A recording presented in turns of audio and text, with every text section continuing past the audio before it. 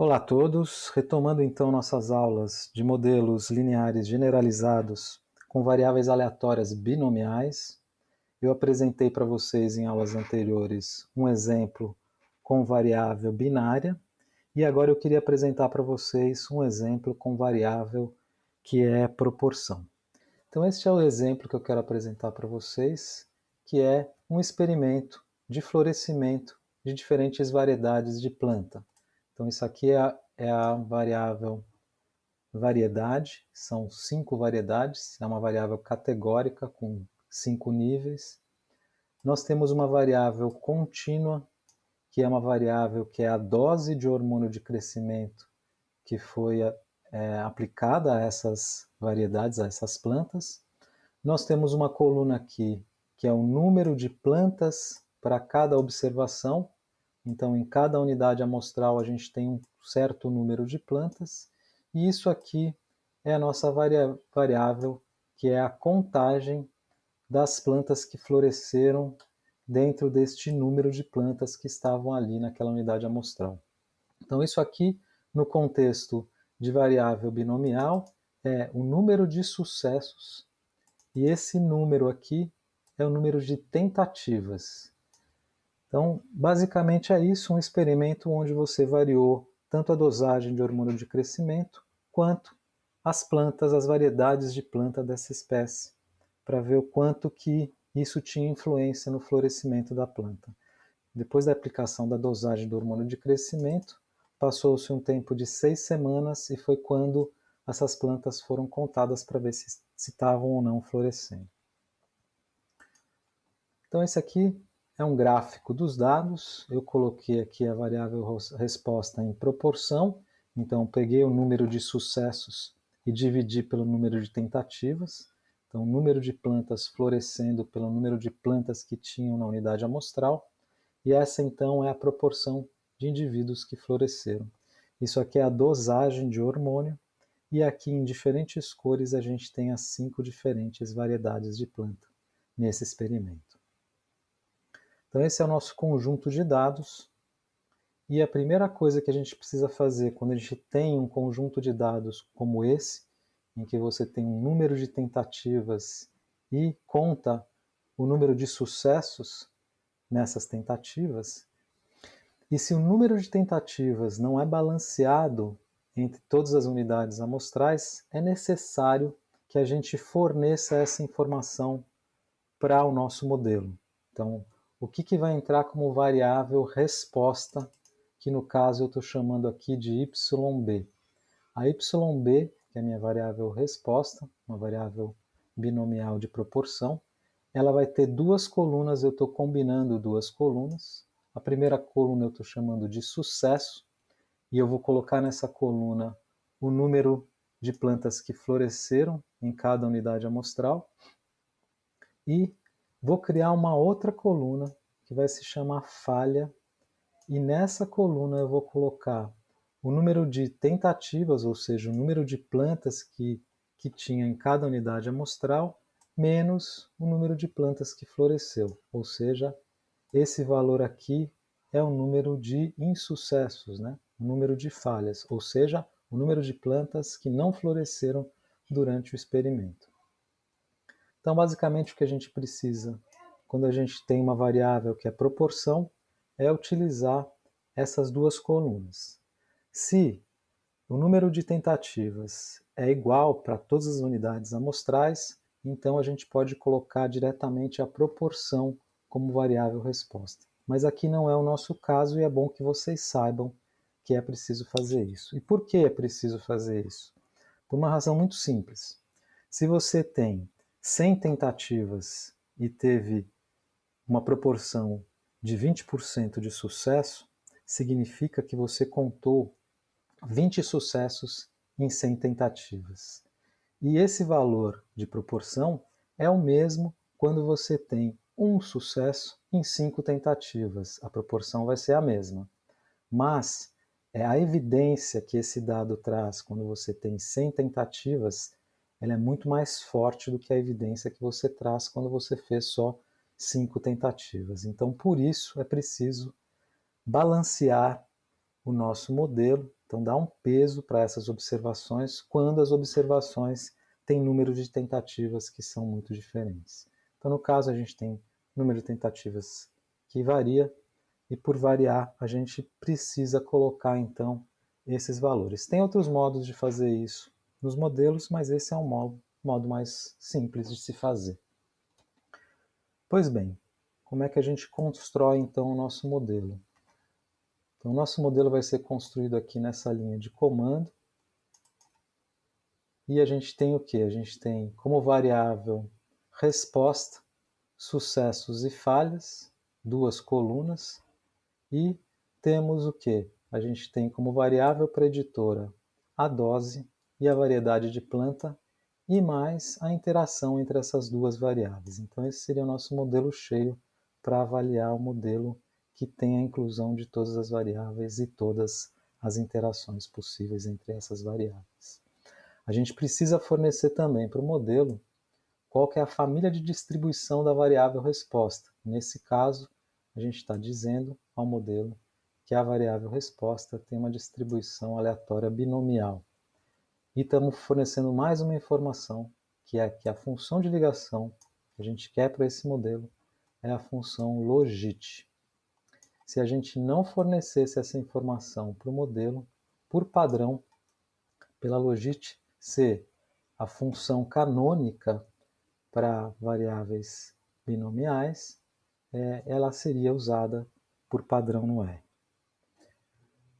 Então essa é a construção do modelo e a gente pode então olhar o resumo desse modelo. A gente ainda não interpreta esse resumo porque a gente quer interpretar o resumo do modelo que é o mínimo adequado. Então a gente quer simplificar ao máximo o nosso modelo para que a gente possa interpretar só aquilo que é pertinente e importante para ser interpretado no nosso modelo. Então esse modelo tem a interação como o termo mais complexo, e a gente pode então comparar esse modelo que tem a interação com um modelo em que não há interação. Aqui eu estou construindo o modelo sem a interação, e após construir o modelo, eu posso compará-lo usando a função de ANOVA. Aqui é o modelo sem a interação, comparado com o modelo com a interação. Eu uso o teste de Q quadrado, porque eu estou no contexto dos modelos lineares generalizados, e por conta disso a gente vai fazer a comparação usando a deviance, e para fazer essa comparação usando a deviance nós precisamos usar o teste do Q quadrado e não mais o teste F, que era usado nos modelos lineares simples. Então aqui embaixo é a apresentação dessa tabela de ANOVA, que está particionando então a deviance, e aqui é apresentado os dois modelos. O primeiro sem a interação, ele tem uma deviance nos resíduos que é da ordem de 96,8, e o segundo modelo que tem a interação tem o resíduo de 51,08 na escala de deviance. Então, o que é explicado pelo modelo 2, que não foi explicado pelo modelo 1, está representado aqui, que é essa diferença entre os resíduos. O modelo 2 explicou 45,7 da variação que não era explicada pelo modelo, que é o modelo mais simples. Então, essa quantidade de informação a mais, que é explicada por esse modelo mais complexo, faz com que esses modelos sejam diferentes nessa partição dessa deviance, e por isso nós tomamos a decisão de reter o modelo mais complexo. Então, já que eles são diferentes, significa que um está explicando muito mais variação de dados do que o outro, e como eles são aninhados, esses modelos, a gente retém um modelo mais complexo, porque só ele pode explicar melhor a variação que existe nos nossos dados, porque não tem como modelo mais simples, já que eles são aninhados, explicar mais variação dos dados. Ele pode explicar a mesma coisa do que um modelo mais complexo, mas não mais. Então a gente retém o modelo que tem a interação, e a nossa simplificação do modelo termina aqui, já que eu não posso retirar mais nenhum termo desse modelo. porque ele contém a interação entre as duas variáveis, e se essa interação é contemplada no modelo, eu não posso tirar essas variáveis que estão ali. Então esse é o modelo mínimo adequado, e a gente pode interpretar os coeficientes. Então aqui no summary, os coeficientes são apresentados. Então são 10 coeficientes apresentados, e a gente tem então esses coeficientes aqui colocados. E esses coeficientes que são apresentados no summary, eles estão na escala do preditor linear, ou seja, na escala de log chance. E a interpretação do log da chance não é muito fácil de se fazer diretamente. Então, o que nós usualmente fazemos é transformar essa log chance exponenciando esses valores, e aí a gente interpreta esses valores como sendo razão de chance. Então, vamos ver como é que a gente faz isso. O que é esse valor de intercepto? Esse valor de intercepto é a variedade A, que não aparece aqui nos nossos coeficientes, porque é a variedade que foi trazida para o intercepto e serve como a variedade básica para se comparar às outras variedades de planta. Então o R automaticamente pegou por ordem alfabética e colocou essa variedade A como sendo o intercepto. Então esse é o nosso nível basal. Então essa aqui é a chance da variedade A quando a dose é zero. Pois bem, o que é esse valor de dose? Essa é a razão de chance de dose, o que significa que é o quanto em proporção eu tenho um aumento na chance quando eu aumento uma unidade na dose do hormônio de crescimento. Para quem? Para o nível basal, para a variedade A.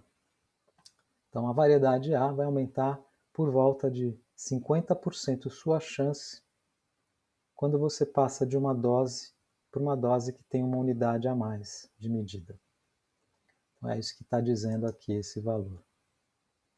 E esse valor está dizendo o que da variedade B? Está dizendo que a variedade B tem 21 vezes mais chance do que a variedade A.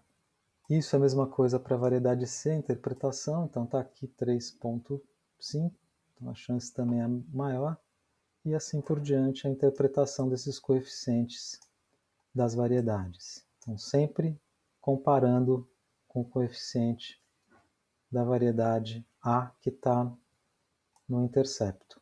Então isso aqui é a razão de chance, isso aqui é a chance da A. Então, se você quer saber qual que é a chance da variedade D quando a dose é zero, é só multiplicar esse valor aqui por 23,928. E a variedade E, que é a variedade que tem uma chance que é muito baixa, quando a dose é zero. Então, a chance da variedade E é por volta da metade da chance da variedade A, quando a dose é zero. Então, o que é a interpretação então dessas interações aqui? Isso é a proporção que eu tenho de aumento na chance da variável B a aumentar uma unidade de dose em comparação com a chance de aumentar a variedade A quando eu tenho uma unidade de aumento de dose. Então, isso é a comparação de dose na razão de chance de uma unidade comparada com o nível basal.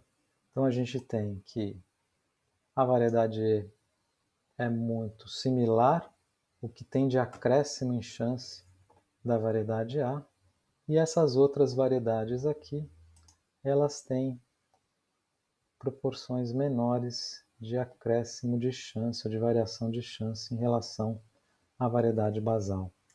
Bom, então vamos lá olhar o que a gente tem como predito pelo modelo. A escala da predição do modelo é na escala do preditor linear, que é o logaritmo da chance.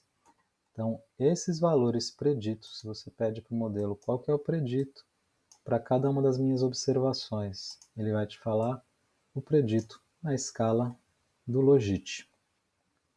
Essa escala ela não tem uma interpretação direta e a gente, para fazer essa interpretação ou para torná-la mais fácil, a gente usa a função inversa do logit para delogitar esses valores. Então a gente tem aqui a escala de probabilidade associada a cada uma das observações. Então essa função inversa do logit, ela é a exponencial do preditor linear sobre 1 mais a exponencial do preditor linear.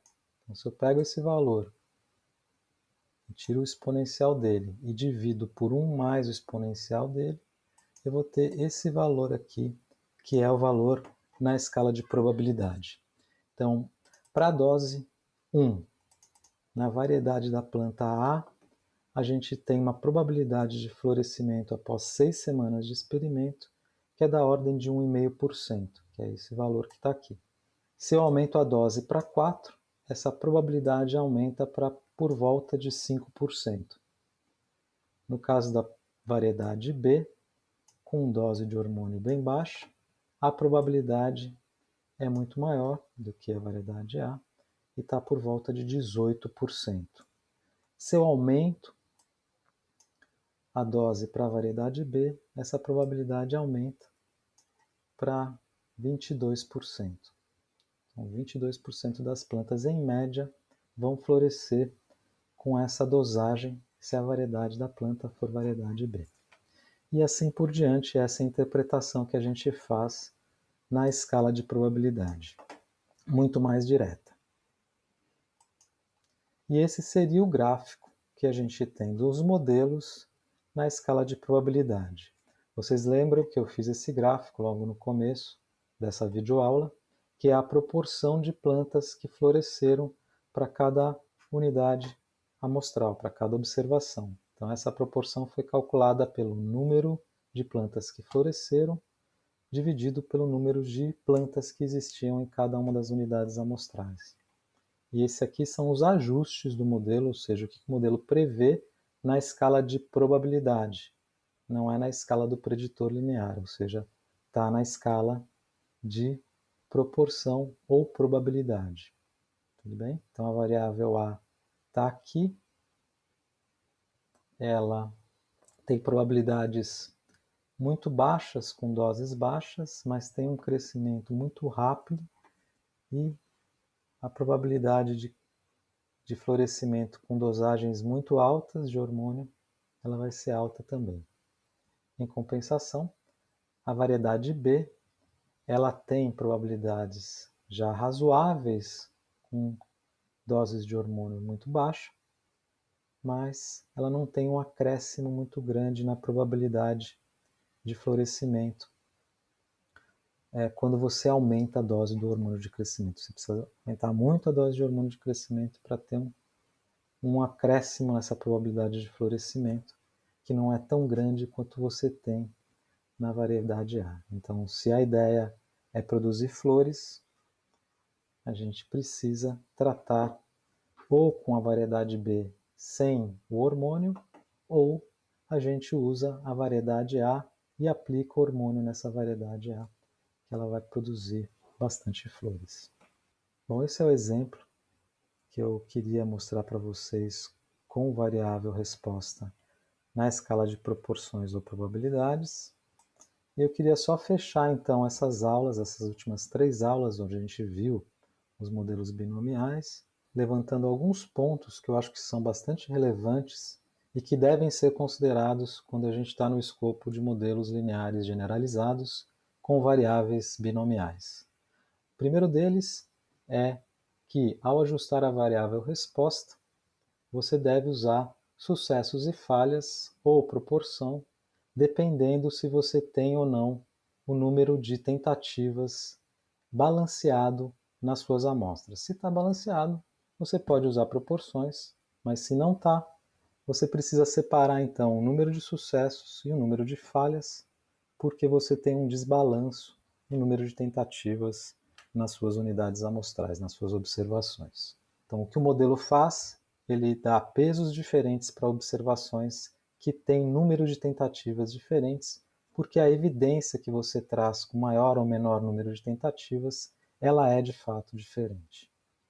Então, não transformar esse sucesso e falha em proporções, ao menos que o número de tentativas seja igual para todas as unidades amostrais. Então, você vai usar a família de distribuição binomial com uma função de ligação canônica, a logit. Quando você tem variáveis que são binárias, a sobredispersão ou subdispersão não é um problema. Então, só é um problema quando você tem dados de proporção. E se por acaso houver algum problema de sobredispersão, que é o mais comum, você pode usar a família de distribuição quase binomial, que vai estimar mais um parâmetro que vai fazer com que você tenha possibilidade de acoplar mais ou menos variação nos seus dados do que é permitido pela distribuição binomial. Na comparação dos modelos, busque o modelo mínimo adequado com a ANOVA. Então, a ANOVA, a função ANOVA, vai fazer a partição na escala de deviância e você, por isso, vai precisar usar o teste do Q quadrado e não o teste do F, como a gente usava nos modelos lineares simples. Caso você opte por usar o modelo de distribuição quase binomial, você vai precisar usar o teste F. Então, não é o Q quadrado mais, mas no quase binomial a gente usa o teste F.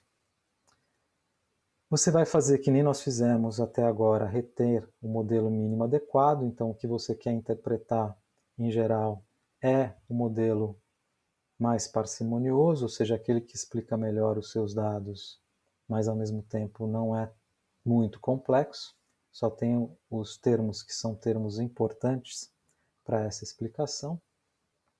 E depois você vai retornar os coeficientes e os preditos do modelo para escalas que você consiga interpretar. Então, os coeficientes, em geral, a gente interpreta na escala da razão de chance, e os preditos pelo modelo a gente pode retornar para a escala de observação, que é a proporção de sucessos. Então, basicamente, são essas as questões que são importantes, que devem ser consideradas quando a gente tem modelos binomiais.